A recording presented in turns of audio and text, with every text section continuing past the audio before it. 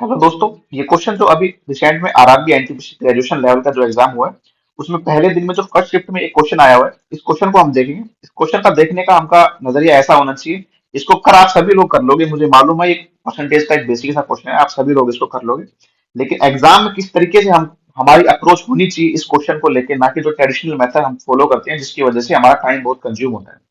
तो देखते हैं इस क्वेश्चन को। सलील का वेतन, क्वेश्चन है, सलील का वेतन 15% घटाया गया और बाद में 10% बढ़ा दिया गया। स्टार्टिंग में हमने 15% उसका कम किया है, उसकी जो पेमेंट है उसके बाद में हमने 10% उसको बढ़ा दिया गया। उसका अंतिम वेतन उसके शुरुआती वेतन की तुलना में कितना प्रतिशत कम था। पता है आप सभी लोग इस क्वेश्चन को कर लोगे, और कैसा तरीका भी होना चाहिए मैं बता देता हूँ कि आप लोग इसको कैसे करते हो या करना भी चाहिए। सबसे पहले हम देखेंगे सलील का वेतन पहले 15% घटा दिया गया। मान लिया हमने कि सलील का जो वेतन है, स्टार्टिंग का वेतन है उसका 100 उसका वेतन है, 100 रुपए उसका वेतन है। उसके बाद में उस वेतन को हमने 15% घटाया, मतलब 100 में से अगर हम 15 कम करेंगे, 15% भी कम करेंगे तो 15 ही होता है। तो उसका वेतन हो जाएगा 85। 85 होने के बाद अब वो बोल रहे हैं कि इस वेतन में हम क्या चेंज करते हैं कि बाद में घटाने के बाद में 10% बढ़ा दिया गया है। मतलब जो 85 था इसको हमने इसका 10% बढ़ा दिया। तो ज्यादातर लोग क्या करेंगे, 85 है या तो इसका 10% निकालेंगे, या तो उसको 85 से 110 से करेंगे, या इस तरीके से उसको निकालेंगे, जो भी आप जिस भी तरीके से निकालते हो। लेकिन हमको ऐसा नहीं करना।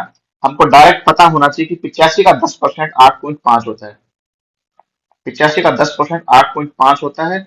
और तो इसको हम ऐसे डायरेक्ट निकालेंगे तो ये 93.5 आ जाएगा। मतलब जो आखिरी में हमने चेंज किया वो 93.5 हो जाएगा। और ये हमने चेंज कैसे किया है, मैं ये चीज आपको बताना चाहता हूँ कि एग्जाम में आपकी अप्रोच ऐसी होनी चाहिए, किसी का 10%, किसी का 25%, किसी का 18% हमको निकालना है। तो ना कि हम ट्रेडिशनल मेथड से निकालेंगे, जैसे 100 से ही एग्जाम्पल लेते हैं, क्योंकि ये बेसिक है। इसमें डायरेक्ट 100 का 10% 10 है, तो ये आपको जल्दी समझ में आ जाएगा। 100 है, 100 का 100% 100 है, ये चीज आपको पता है। ये अब हमसे पूछे कि 100 का 50% निकालना है, 100 का 10% निकालना है। तो अगर वो आपको बोले किसी भी 100 का भी नहीं, 100 का एग्जांपल दे रहा हूं आपको समझाने के लिए, 100 का 10%, अगर किसी का 10% पूछता है वो, तो आखिर में से लेफ्ट हैंड साइड में से हमको एक पॉइंट लगा देना है, यानी कि 10। तो 100 का 10% 10 होगा। ऐसे ही जैसे मैंने निकाला 85 का 10%, 85 है, इसका 10% यानी कि लेफ्ट हैंड साइड से हम अगर एक पॉइंट बीच में लगा देंगे तो ये इसका 10% हो जाएगा। तो 85 का 10% 8.5 जो क्वेश्चन में दे रखा है हमको, और ये उसको बढ़ा रहा है, तो इसको हम ऐड करेंगे, 85 को 8.5 इसमें ऐड करेंगे तो ये आपका 93.5। तो हमारा डायरेक्ट आ गया कि 100 को हमने 15% घटाया तो 85 है, उसके बाद में 10% बढ़ा दिया तो 93.5 है। तो आपको ऐसे ही करना है, ना कि आपको ट्रेडिशनल मेथड से वो नहीं करना कि हम उसको निकालने बैठ गए, 110 से गुना करके 100 से भाग करें, ऐसे नहीं करना है। दूसरी बात मैं आपको बताना चाहूंगा, जैसे ये हमने 10% निकाल दिया तो अब 50%, 20%, जो भी 10 में जो भी वैल्यू होगी उसको हम आराम से निकाल सकते हैं। और दूसरा वो हमसे पूछ ले, इसका हमको उसने अगर 5% पूछ लिया तो हम क्या करेंगे, जैसे हमको 10% पता है कि इसका 10% कितना होता है, तो ये 10 होता है।